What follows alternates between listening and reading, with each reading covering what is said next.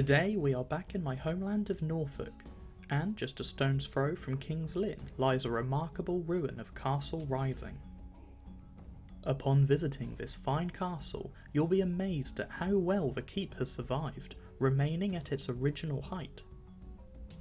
Indeed, this is one of the best preserved Norman castles in Britain, only surpassed by the very impressive Castle Rushen on the Isle of Man. Castle Rising was built in the 12th century in around 1140 AD by William de Albany II, who was famously also the Earl of Arundel, a high-ranking nobleman.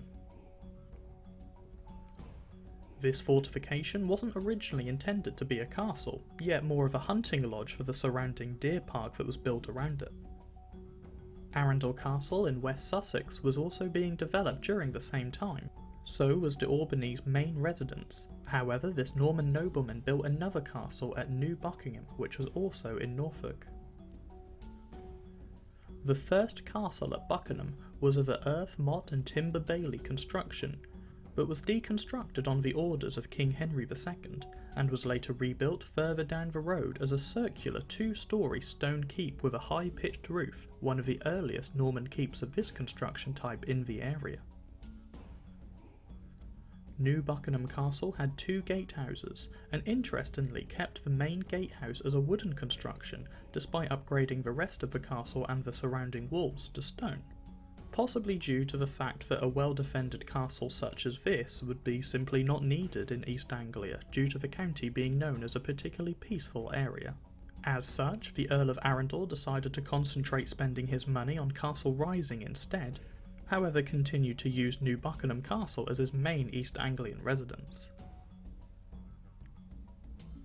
Kings Lynn was a thriving medieval port at this time, and only a mere 5 miles away from Rising, and with the Babingley River meandering right past the local village at Castle Rising, it was easy to transport building materials to build a new monumental castle.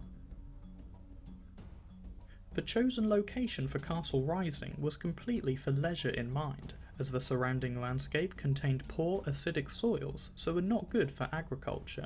The neighbouring village had a sparse population spread out among the fields, and there was no threat of conflict in the area. Due to this, the castle was built primarily as a fortified grand hunting lodge, with a secondary use as a military mustering point if it should ever be needed. Curiously, the castle features not 1, not 2, but 3 giant baileys, with the tallest earth wall standing at over 18 metres tall, making it one of the tallest Norman castle mounds in England, with the nearby Thetford Castle down the road having the tallest mound. The sheer height of the Earth Baileys is a result of the Anarchy, which was a civil war from 1138 to 1154 AD between the followers of King Stephen and the Empress Matilda. This civil war sent shockwaves throughout East Anglia, which had enjoyed a mostly peaceful existence since the Norman invasion almost a century earlier, and as such, the earth banks of Castle Rising doubled in height, with further fortifications added such as a stone wall encircling the castle, as well as a stone gatehouse which guarded the bridge over the dry moat. Various other castles were also upgraded in East Anglia as a result of this civil war, most notably Hedingham, Mileham, Bungay and Norwich. For a while, Castle Rising was the chosen location for the regional mint, where coins were stamped and cut. However, King Henry II clamped down on the operation of regional mints and subsequently closed the facility here at the castle. Castle Rising was passed down throughout generations of the de Albany family. However, Hugh de Albany died childless in 1243 AD, so the castle changed hands to the de Montault family. The new owner, Roger de Montault, was from a very influential family of barons. However, their fortunes had already been in decline by the time Castle Rising fell into their hands. Roger's younger brother, Robert, made a deal with the Crown of England, effectively agreeing to sell the rights to the castle to the Crown for 10,000 marks, but on the condition that both he and his wife Emma may continue to live out their lives at the castle. Unfortunately, Robert de Montault passed away only 2 years later in 1329, and the castle passed to Queen Isabella, who was ruling as regent in the name of her son, Edward III, who would grow up to remove his mother's husband, the famous Roger Mortimer, from power. Edward III, it would seem, did not harbour any ill will towards his mother, as he granted her several grand castles in England, including Castle Rising. Isabella chose to live out her life in Norfolk, living a luxurious lifestyle as royalty, hosting splendourous banquets, re-roofing the Grand Hall, and ordering the construction of several new buildings inside the Inner Bailey, most notably the royal abode for herself to live, reserving the castle keep for senior guests. In 1337 AD, Edward III gave the castle to his son, who would become Edward IV, or, as he was more famously known, the Black Prince. It was during this agreement that the arrangement was made for Castle Rising to become a permanent part of the Duchy of Cornwall under the control of the Prince of Wales. Edward IV undertook repairs to the castle a few decades later. However, after the prince's death in 1376, the castle fell back into the direct hands of the crown, but was kept in good condition with regular maintenance, despite having no permanent resident. In 1378, Castle Rising was given away to the Duke of Brittany by Richard II in exchange for Château de Brest in France, a much larger and considerably more imposing castle. But shortly after Richard II's removal from power, the courts declared the arrangements of this to be illegal and so returned the castle to the Duchy of Cornwall. During the 1380s, there was a substantial threat of a French invasion as the 100 Years' War continued to develop. Garrisons were placed at Castle Rising, and 2 cannons may have also been temporarily installed within the castle grounds. Of course, no such French invasion of East Anglia ever occurred. Moving forward to 1461, during the thick of the War of the Roses, Castle Rising's residential military presence was mobilised by King Henry VI and so left the castle grounds.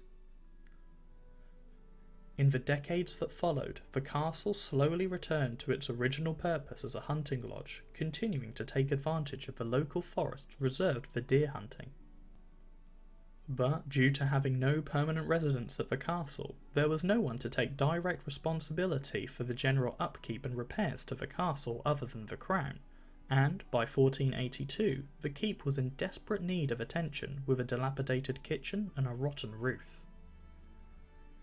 By 1543, the keep's roof had entirely fell through, along with the floorboards of the Great Hall and the main chamber.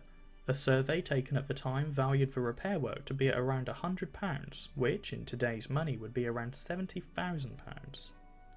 The much needed repair work was not carried out. Instead, the fore building was remodelled as the new main chamber, with a passage cut through the keep's thick walls linking the new chamber to the kitchens, since the castle was no longer required as a defensive structure, so the castle's walls did not need to keep their original thickness. This passageway was built as a cheaper option than re-floorboarding the Great Hall, as the kitchen was cut off once the floor of the hall had fallen through.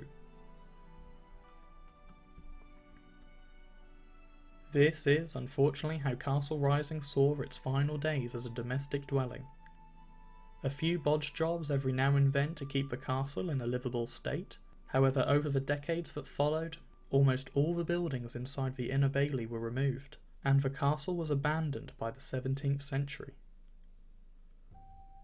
Castle Rising does have one little secret, as within its grounds are the remains of a church.